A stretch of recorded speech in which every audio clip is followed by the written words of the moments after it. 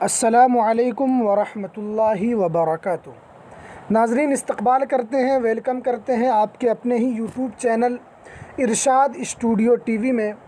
تو دوستو، آپ لوگوں کا بہت زیادہ انتظار اس سلسلے میں یہی تھا کہ آپ اردو قواعد کے اوپر کیوں ویڈیوز لے کر نہیں آ رہے ہیں۔ تو میں آپ کو ایک بات بتا دوں کہ میں آپ لوگوں کے لیے جو پہلے لائیو کی ویڈیو بنایا کرتا تھا، تو آپ لوگوں کے لیے جو میں ویڈیو آپ لوگوں کے لیے لائیو بنایا کرتا تھا، تو کچھ ٹیکنیکل پرابلم کی وجہ سے میرے یوٹیوب چینل کے اوپر لائیو نہیں ہو پا رہا ہے، جس کی وجہ سے مجھے لاسٹ میں یہ حیلہ اختیار کرنا پڑا کہ میں آپ لوگوں کے لیے YouTube per of line videos لے کر آؤں گا۔ تو دوستو، آپ تمامی لوگوں کا استقبال کرتے ہیں، ویلکم کرتے ہیں، اور ان تمام ویورز کا جو ہمارے اس چینل کے ساتھ جڑے ہوئے ہیں، ان کا میں تہہ دل سے شکریہ ادا کرنا چاہتا ہوں کہ وہ لوگ ابھی تک اس انتظار میں تھے کہ آپ اردو قواعد کے اوپر ویڈیوز لے کر جلد سے جلد لے کر آئیں۔ تو دوستو، میں آج آپ کو بتا دوں کہ اردو قواعد کے اوپر میں روزانہ آپ لوگوں کے لیے بہت ہی اہم جانکاری میں بتاؤں گا۔ آپ کو صرف ان تمام قواعد کو یاد کرنا ہے، یاد کر کے آپ اس کو بک وغیرہ کے اندر اتاریں گے، پھر اس کے اوپر آپ مشق کریں گے، اور میں آپ کو اس کے نیچے ایک واٹس ایپ گروپ کا لنک دے دوں گا۔ اس کے بعد پھر میں آپ کو اس گروپ کے اندر کچھ سوالات کی طرح، سوالات جو ہوتے ہیں آبجیکٹو کوشچن، ان تمام سوالات میں بنا کر اس تمام گروپ میں شیئر کروں گا۔ تو آپ اس تمام گروپ کے اندر بھی جڑ جایا کریں، کہ جو گروپ آپ کو اس کے ڈسکرپشن میں ملے گا، اس گروپ کا لنک۔ تو دوستو، تو چلیے، سب سے پہلے یہ ہے کہ آپ کے سلیبس کے اندر سب سے اہم اور سب سے مضبوط کڑی جو ہے وہ اردو قواعد سے ریلیٹڈ ہے۔ اردو قواعد بہت بڑی اور بہت اہم بنیادی کتاب ہے، جو اردو والوں کے لیے جاننا ضروری ہے، اور اردو انوادک کے اندر تو آپ کا اردو قواعد ہی 100 نمبر کا آئے گا۔ اس لیے آپ اردو قواعد کے اندر زیادہ سے زیادہ توجہ دینے کی کوشش کریں گے۔ تو دوستو، تو چلیے دیکھیے، جیسا کہ آپ لوگ ہیڈ لائن بھی دیکھ رہے ہیں کہ اردو قواعد صرف اور نحو۔ میں آپ کو ایک بات بتا دوں کہ اردو قواعد کے اندر کیا کیا ضروری ہوتے ہیں، ان تمام کو انہوں نے اس چھوٹی سی ایک کتاب ہے اس کے اندر انہوں نے 2 لائن کے اندر اس کو بتا دیا ہے کہ اردو قواعد کہتے کسے ہیں۔ تو پہلے دیکھ لیجئے، اردو قواعد زبان کو صحیح طور پر بولنے، سمجھنے، سمجھانے اور پڑھانے کے لیے کسی ایسے اصول کی ضرورت ہوتی ہے جس کے وسیلے سے زبان کی صحت اور اس کی ادبی و لسانی خوبیاں، اس کے محاسن سے پوری آگاہی ہو سکے۔ انہی اصولوں کا نام قواعد یعنی گرامر ہے۔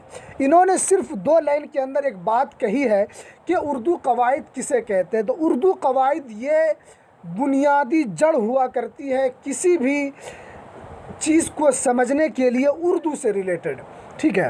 تو اردو سے ریلیٹڈ یہی ایک بات میں آپ کو بتانا چاہ رہا ہوں کہ اس کے اندر جب اردو قواعد کے اوپر آپ کی پکڑ مضبوط ہوگی تو آپ کی زبان کی صحت، اس کی ادبی و لسانیات خوبی اور محاسن، جتنے بھی چیزیں ہیں، آپ کا زبان کے اوپر پکڑ ہوگی۔ آپ اردو قواعد کے اندر آپ فعل، فاعل، مفعول، ان تمام صفت، ضمیر وغیرہ کو آپ پہچان سکیں گے کہ یہاں پر کیا چیز ہونا چاہیے۔ یہاں پر ضمیر کی ضرورت ہے، یہاں پر فاعل کی ضرورت ہے، یہاں پر مفعول کی ضرورت ہے، ٹھیک ہے، یہاں پر صفت مشبہ، ان تمام چیزوں کی ضرورت ان قواعد کے اندر پڑتی ہے۔ اسی لیے میں آپ کو اردو قواعد سے ریلیٹڈ تمام جانکاری اس یوٹیوب چینل کے اوپر آج سے روزانہ آپ لوگوں کے لیے ویڈیوز آ جائیں گے۔ اس لیے میں تمام ویور سے میں گزارش کروں گا کہ آپ تمامی لوگ اس یوٹیوب چینل سے جڑ کر اردو قواعد سے ریلیٹڈ جتنی بھی جانکاری ہو، اور میں آپ کو بہت ہی اہم سب جانکاری اس یوٹیوب چینل کے اوپر دوں گا، اس لیے آپ اس یوٹیوب چینل سے جڑ جائیں۔ اور جو حضرات اس یوٹیوب چینل کو ابھی تک سبسکرائب نہیں کیے ہیں، وہ جلدی سے چینل کو سبسکرائب کر لیں اور بیل کے آل کی نوٹیفیکیشن کو دبا دیں، تاکہ آپ ہماری تمام ویڈیوز سے باخبر رہ سکے، تمام ویڈیوز کی نوٹیفیکیشن آپ کو بر وقت مل سکے۔ تو دوستو، سب سے پہلے دیکھیے، انہوں نے اردو قواعد کے کچھ ضابطے بتائے ہیں، اور ضابطہ کیا ہے اور اردو قواعد کتنے حصوں میں تقسیم کیا گیا ہے، انہوں نے پہلے اس کو بتایا۔ سب سے پہلے ہم دیکھ لیتے ہیں انہوں نے کیا کہا ہے، ٹھیک ہے۔ اردو قواعد، سب سے پہلے دیکھیے، جی، اردو قواعد اصول ان ضابطوں کو کہتے ہیں جس سے ہمیں اردو زبان صحیح لکھنا، پڑھنا اور بولنا آ جائے۔ میں نے کہا بھی تھا کہ اردو کسے کہتے ہیں، اردو قواعد کہتے کسے ہیں؟ تو اردو قواعد ان اصول کا مطلب یہ ہے کہ ایک مسلسل ایک قاعدہ ہے، ان کا ایک ضابطہ ہے، ان ضابطے سے ہٹ کر یہ کوئی بات نہیں کرتا ہے۔ اردو قواعد جو ہے ان کا ایک اردو ضابطہ، ان کا ایک اصول بنا ہوا ہے کہ یہ چیز ہوگی تبھی وہ چیز موجود ہوگی، تو ان کا اصول ہے، ان اصول سے باہر یہ کام نہیں کرتا ہے۔ اور اس سے فائدہ یہی ہوتا ہے کہ اردو زبان کو صحیح بولنا، لکھنا، پڑھنا، یہ تمام چیزیں اردو قواعد سے ریلیٹڈ ہوا کرتی ہے۔ جب آپ کا اردو قواعد کے اوپر پکڑ مضبوط ہوگی تو آپ اردو قواعد کو اچھی طریقے سے ہر جگہ آپ اس کو فٹ کر سکیں گے، ٹھیک ہے؟ تو سب سے پہلے دیکھیے، اردو قواعد کو 5 حصوں میں تقسیم کیا گیا ہے۔ انہوں نے 5 حصوں کو کہا ہے، لیکن ہم جو یہاں پر پڑھیں گے صرف 3 چیزوں کو۔ کیا ہے؟ پہلا علم ہجا یا املا، اور علم صرف اور علم نحو، ٹھیک ہے؟ ابھی جو ہم اس یوٹیوب چینل کے اوپر جو ہم تیاری کروائیں گے، صرف ان 3 چیزوں کو، پہلا نمبر، دوسرا نمبر اور تیسرا نمبر، علم ہجا اور علم صرف اور علم نحو، ان 3 چیزوں کی ہم تیاری کروائیں گے۔ علم بلاغت اور علم عروض کی تیاری ہم بعد میں اس یوٹیوب چینل کے اوپر کروائیں گے، ٹھیک ہے؟ پہلے دیکھ لیجئے، سب سے پہلے علم ہجا یا املا کسے کہتے ہیں؟ سب سے پہلے آپ اس کی تعریف دیکھیں گے اور تعریف کے اندر غور کریں گے کہ اس تعریف میں یہ کہنا کیا چاہتا ہے، ٹھیک ہے؟ بہت لوگ اردو پڑھنا جانتے ہیں لیکن اس کا صحیح سمجھ اس اردو سے وہ اخذ نہیں کر پاتے ہیں، اسی لیے میں آپ اس کے اندر غور کریں گے کہ میں اس کے اندر کیا کہنا چاہ رہا ہوں، ٹھیک ہے؟ اور یہ ایک لائن کے اندر کتنی باتوں کو انہوں نے سمیٹ کر ایک لائن کے اندر انہوں نے رکھا ہے۔ سب سے پہلے دیکھیے، پہلا نمبر علم ہجا یا املا، انہوں نے دیا ہے کہ جس حرف میں حروف کے حرکات و سکنات اور آواز سے بحث کی جاتی ہے تاکہ حروف کا صحیح تلفظ معلوم ہو جائے، ٹھیک ہے؟ سب سے پہلے علم ہجا، یہ حروف کی حرکات و سکنات، حروف ایک لفظ ہے جیسے با، مثال کے طور پہ با، جیسے جیم، یہ کیا ہے؟ ایک حرف ہے۔ تو حرف، اس کے اوپر جب زبر آ جائیں گے یا زیر یا پیش یا جزم، تو علم ہجا یا املا یہ جو ہے، یہ حرف کے اوپر، کسی بھی حرف کے اوپر زبر ہو، زیر ہو، پیش ہو، حرکات و سکنات، اس کی آواز سے بحث کی جاتی ہے تاکہ یہ تلفظ صحیح ہے۔ اگر تا کے نیچے زیر ہے، مثال کے طور پر اگر یہ تا کے نیچے زیر ہے تو یہ تا کے نیچے زیر جو ہے یہ صحیح ہے یا نہیں، یہ علم ہجا یا املا انہی چیزوں سے بحث کرتی ہے، ٹھیک ہے؟ اور اگر یہ تا ہے تو اس کا تلفظ صحیح ہے یا نہیں ہے، اگر تا کے اوپر پیش ہے تو یہ پیش صحیح ہے یا نہیں ہے، علم ہجا یا املا انہی چیزوں سے بحث کرتی ہے۔ اسی لیے انہوں نے تعریف بھی کر دی ہے اور صاف طور پہ انہوں نے تعریف کی ہے کہ علم ہجا یا املا جس میں حروف کے حرکات و سکنات اور ان کی آواز سے بحث کی جاتی ہے تاکہ حروف کا صحیح تلفظ معلوم ہو جائے۔ اس کے بعد دیکھیے دوسری بات، دوسرے نمبر پہ ہے علم صرف۔ علم صرف کسے کہتے ہیں؟ علم صرف بحث کس چیز سے کرتا ہے؟ تو پہلے دیکھیے، علم صرف کی انہوں نے تعریف کی ہے اور یہ تعریف بہت ہی جامع اور معنی ہے، یعنی اس تعریف کے اندر کوئی شک نہیں ہو سکتا کہ علم صرف کی تعریف جو ہے یہ بہت اچھی تعریف انہوں نے کی ہے۔ اور دیکھیے، میں آپ کو بتا دوں کہ علم صرف کی تعریف دیکھیے، علم صرف وہ علم ہے جن میں با معنی الفاظ، سب سے پہلے جب انہوں نے با معنی الفاظ کہا تو اس سے وہ الفاظ چھٹ گئے جس کا کوئی معنی نہیں ہے، جس کا کچھ بھی معنی نہیں ہے، وہ الفاظ اس تعریف سے چھٹ گئے۔ دیکھیے اب ان تعریف سے کیا کیا چیز چھٹ کر باہر نکلتی ہے۔ سب سے پہلے دیکھیے، علم صرف وہ علم ہے جس میں با معنی الفاظ، تو اس سے کیا ہو گیا؟ بے معنی الفاظ، جس کا کوئی معنی نہیں ہے، اس سے بحث علم صرف نہیں کرتا ہے۔ اس کے بعد دیکھیے، حروف اور حرکتوں کی تبدیلیوں کے طریقے سے بحث کی جاتی ہے۔ حروف تو آپ جانتے ہیں حروف کسے کہتے ہیں؟ دیکھیے، با اگر یہ ہے تو یہ ابھی حروف ہے، ٹھیک ہے؟ تا ہے تو یہ ابھی کیا ہے؟ حروف ہے۔ اگر آپ اسی کو ملا کر جب کہہ دیں گے، جیسے مثال با، تا، جیم، دال، ہا، خا، یہ ابھی حرف ہے۔ جب آپ اسی کو اگر آپ لکھ دیں گے جیسے الف، تو یہ کیا ہو جائے گا؟ اب یہ بن جائے گا ایک الفاظ، ایک کلمہ بن جائے گا، ٹھیک ہے، یہ ایک الفاظ ہوگا، اب یہ حرف نہیں رہے گا۔ اب جو یہ الف ہے اس کے اوپر جو جب زبر آئے یا زیر آئے یا پیش آئے تو اب یہ انہی چیزوں سے بحث کرے گا کہ یہ زبر زیر پیش جو آ رہا ہے اس کے اوپر، تو یہ زبر زیر پیش کیوں آ رہا ہے، اس کے اوپر آنے کی وجہ کیا ہے، اور اس کے اوپر اگر زبر بھی آئے گا یا پیش بھی آئے گا یا کچھ بھی ہو تو اس کے اوپر اس کا صحیح طریقہ کیا ہو، اسی سے علم صرف بحث کرتا ہے۔ یہی ہے اس کے اندر اصل چیز۔ علم صرف وہ علم ہے جس میں بامعنی الفاظ کے حروف، بامعنی الفاظ، میں نے پہلے ہی کہا آپ کو کہ جب بامعنی انہوں نے کہہ دیا تو اس سے وہ الفاظ چھٹ گئے جس کا کوئی معنی نہ ہو، جو الفاظ مہمل ہو، جو الفاظ بیکار ہو، جب اس کا کوئی معنی نہ ہو تو علم صرف ان چیزوں سے بحث نہیں کرتا ہے۔ اب اس کے اوپر جو زبر زیر پیش آئیں گے اس کے اوپر ہر زبر کیوں آ رہا ہے، پیش کیوں آ رہا ہے، انہی کے تبدیلیں، اس کے اوپر جو الفاظ کے اوپر حرکت جو بدلیں گے انہی کے تبدیلیوں کے طریقے سے یہ بحث کرتے ہیں، اسی کو علم صرف کہا جاتا ہے، ٹھیک ہے۔ اس کے بعد دیکھیے علم نحو، دیکھیے علم نحو کسے کہتے ہیں؟ علم نحو جس سے کلمات، میں نے آپ کو کہا علم ہجا کا بھی آپ نے تعریف سن لی، علم صرف، اب علم نحو ہمیں ابھی تین چیزوں سے بحث کرنی ہے، اسی وجہ سے علم بلاغت اور علم عروض کو میں اس وقت نہیں چھوڑوں گا، اس کو اپنے حال پر رہنے دیں۔ علم نحو دیکھ لیجیے آپ، تیسرے نمبر پہ ہے علم نحو۔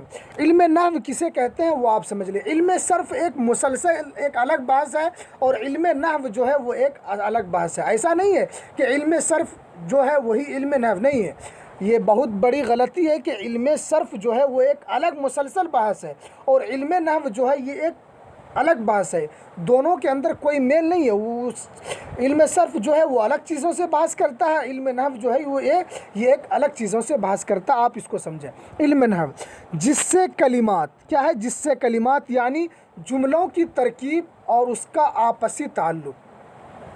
سب سے پہلے دیکھیے انہوں نے کہا جملوں کی ترکیب۔ جملوں کی ترکیب کا مطلب یہ ہے کہ اگر فعل، فاعل، مفعول، حال جو بھی ہو، ظرف ہو، ظرف زمان، ظرف مکان، یہ تمام چیزیں ہیں تو یہ ان جملوں کو جوڑ کر اور اس کا صحیح معنی بتاتا ہے علم نحو کے اندر۔ اگر فعل ہے، فاعل ہے، مفعول ہے تو ان تمام چیزوں کو وہ ایک جگہ جمع کر کے اس کی ترکیب کرتا ہے کہ یہاں پر ترکیب کے لحاظ سے اس کا کیا معنی اور کیا صحیح مطلب ہونا چاہیے، علم صرف یہی کرتا ہے۔ اور آپسی تعلق، ٹھیک ہے، آپسی تعلق کا مطلب یہی ہے کہ فعل ہے تو فاعل آئے گا اس کا، پھر مفعول آئے گا، اور اس کو اگر الگ کرنا ہے تو یہ بھی علم نحو ہی بتاتا ہے۔ اگر فعل آپ نے دیا ہے، اگر پھر مفعول ہے، اگر فاعل ہے اس کے بعد مفعول ہے، اگر یہاں پر مفعول نہیں ہے، صرف فعل اور فاعل ہے اور مفعول نہیں ہے تو مفعول کیوں نہیں ہے، تو علم نحو اسی چیز کو بتائے گا کہ مفعول یہاں پر نہیں ہے، مفعول اس کے اندر محفوظ ہے یا اس کے اندر چھپا ہوا ہے۔ یہی ہے علم نحو، ان تمام چیزوں کو بتاتا ہے۔ انہوں نے کہا آگے ترکیب اور ان کو علیحدہ کرنے کا طریقہ معلوم ہو، کیا ہے؟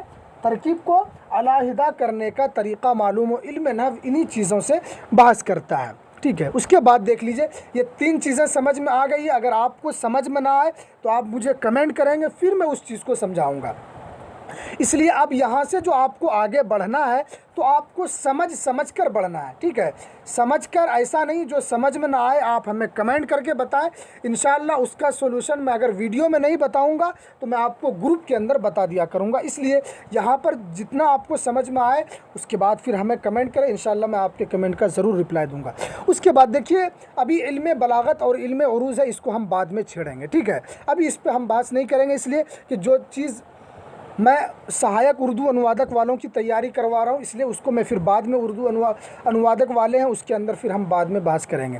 اس کے بعد دیکھ لیجئے پھر یہ ایک چیپٹر پڑھا کے اس کے بعد کل سے جو ہوگا تھوڑا بڑا چیپٹر ہوگا، اس کے اندر کچھ اور بھی مزید باتیں آئے گی اس کے اندر۔ سب سے پہلے دیکھیے وہاں پر علم صرف، علم نحو اور علم ہجا، ان تینوں چیزوں کی تعریف بتائے کہ علم صرف کسے کہتے ہیں اور علم نحو کہتے ہیں اور اس سے کیوں بحث کی جاتی ہے اور کیسے بحث کی جاتی ہے، وہ تمام چیزیں اوپر میں آ گئی ہے۔ اس کے بعد دیکھیے انہوں نے کچھ نون کے بارے میں بتایا کہ نون کیا چیز ہے، ٹھیک ہے۔ دیکھیے سب سے پہلے انہوں نے ہیڈ لائن قائم کیا ہے کہ حروف منقوطہ اور حروف غیر منقوطہ۔ سب سے پہلے دیکھیے نقط ینقط نقطن، اس کے معنی آتے ہیں نقطہ کے، ٹھیک ہے، منقوطہ اسی سے ہے मनकूता कहते हैं कि जिस हर्फ पर नुक्ता होता है उसे मनकूता कहा जाता है। क्या कहा जाता है? मनकूता कहा जाता है। और उस मनकूता का इन्होंने दूसरा नाम दिया है मुअजमा भी कहते हैं। मनकूता को क्या कहते हैं? मुअजमा भी कहते हैं। जैसे आप देख रहे हैं बा जो है ये हरूफ मनकूता है। क्यों मनकूता है? इसलिए कि इसके ऊपर नुक्ता लगा हुआ है। शीन भी है, ये हरूफ मनकूता है। क्यों है? इसलिए कि शीन के ऊपर 3 नुक्ता लगा हुआ है। अब 1 नुक्ता हो या 2 नुक्ता हो या 3 नुक्ता हो, उसे भी मैं अभी बताऊंगा आगे कि 1 नुक्ते वाले को क्या कहते हैं, 2 नुक्ते वाले को क्या कहते हैं, 3 नुक्ते वाले को क्या कहते हैं। तो आप समझ गए होंगे कि हरूफ मनकूता उसको कहते हैं जिस हर्फ के ऊपर नुक्ता हो, चाहे वो 1 नुक्ता हो, 2 नुक्ता हो, 3 नुक्ता हो, उससे कोई बहस नहीं है। सिर्फ हरूफ मनकूता उसी को कहा जाता है। उसके बाद देखिए गैर मनकूता किसे कहते हैं? जिस हर्फ पर नुक्ता नहीं होता है उसे क्या कहते हैं? गैर मनकूता कहा जाता है। यानी जिस हर्फ के ऊपर नुक्ता ना हो उससे गैर मनकूता, यानी उसको नुक्ता वाला नहीं कहा जाता, जिसको गैर मनकूता कहते हैं। इन्होंने दी है हाँ, इसके ऊपर कोई नुक्ता नहीं है, तो ये क्या है? गैर मनकूता। अगर आपसे सवाल के अंदर पूछ लिया जाए कि मनकूता किसे कहते हैं और गैर मनकूता किसे कहते हैं, तो आप वहाँ पर कह सकते हैं कि मनकूता उस हरूफ को कहते हैं जिसके ऊपर नुक्ता हो, और गैर मनकूता उस हर्फ को कहते हैं जिसके ऊपर कोई नुक्ता ना हो। आप कभी भी किसी की तारीफ़ करें तो तारीफ़ को साफ करके करें ताकि बात समझ में आ जाए।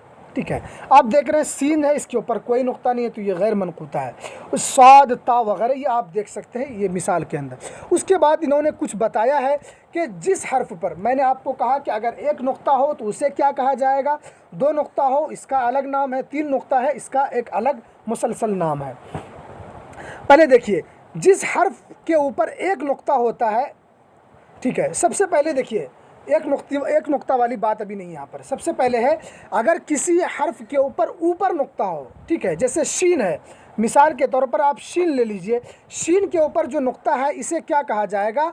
अगर ऊपर में नुक्ता है तो इसे फ़ौक़ानी कहा जाता है। ठीक है, फ़ौक़ के माना आते हैं अरबी में ऊपर के। क्या आते हैं? फ़ौक़ के माना अरबी में ऊपर के आते हैं। और अगर यही नुक्ता नीचे हो, ठीक है, अगर यही नुक्ता नीचे में हो, जैसे बा है, अब बा के अंदर नुक्ता देख रहे हैं नीचे है, तो इसे कहा जाता है तहतानी। तहत के माना आते हैं नीचे और फ़ौक़ के माना आते हैं ऊपर। अगर शीन के ऊपर में नुक्ता है तो इसे फ़ौक़ानी कहा जाएगा। और अगर 1 नुक्ता नीचे में हो या 2 नुक्ता नीचे में हो या 3 नुक्ता नीचे में हो, उससे कोई बहस नहीं है। अगर जो नुक्ता ऊपर में हो तो उसे फ़ौक़ानी कहा जाएगा, और जो नुक्ता नीचे में हो उसे तहतानी कहा जाएगा। आप इस चीज़ को याद रखेंगे, ये बहुत ही इम्पोर्टेंट चीज़। अगर आपसे पूछ लिया जाए कि 1 नुक्ता वाला, अगर किसी हर्फ के ऊपर 1 नुक्ता हो या किसी हर्फ के ऊपर नुक्ता हो तो उसे क्या कहा जाता है, तो आप वहाँ पर ये ना बोलें कि मुझे नहीं मालूम है भाई।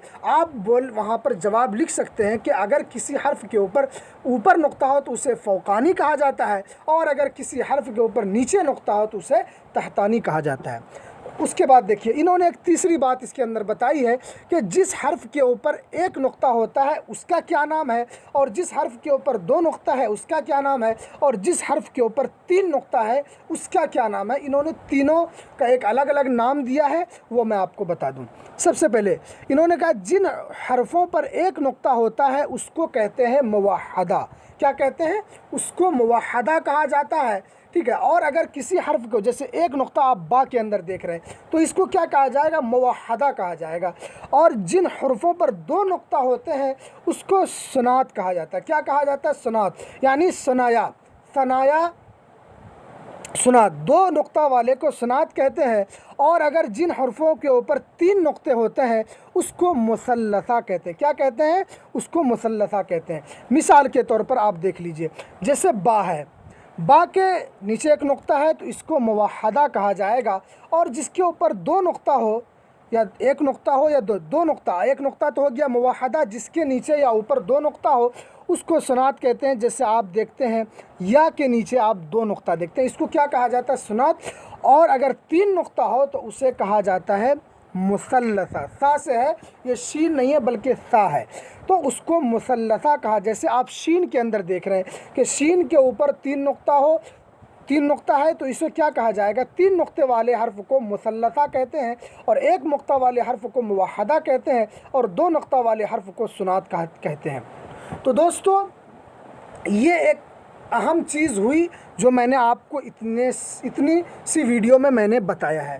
تو دوستو اتنی سی ویڈیو آج آپ رکھیے اپنے پاس، کل انشاءاللہ اس کے اوپر ایک الگ مسلسل ہم بحث کریں گے، اور آپ کو اس کے اوپر یاد کرنا ہے، اس کو کاپی میں اتارنا ہے، اور اس کو کاپی میں اتار کر مشق کرنا ہے۔ اور میں آپ کو ایک بات بتا دوں کہ جو حضرات اس چینل پر نئے آ رہے ہیں ان سے میں گزارش کروں گا، اور ان سے میں ادباً یہی گزارش کروں گا کہ آپ اس چینل پر جب جڑ رہے ہیں تو اس ویڈیو کو دوسروں تک بھی پہنچائیں جو حضرات اردو انوادک کی تیاری کر رہے ہیں، اس لیے کہ وقت بہت ہی کم ہے۔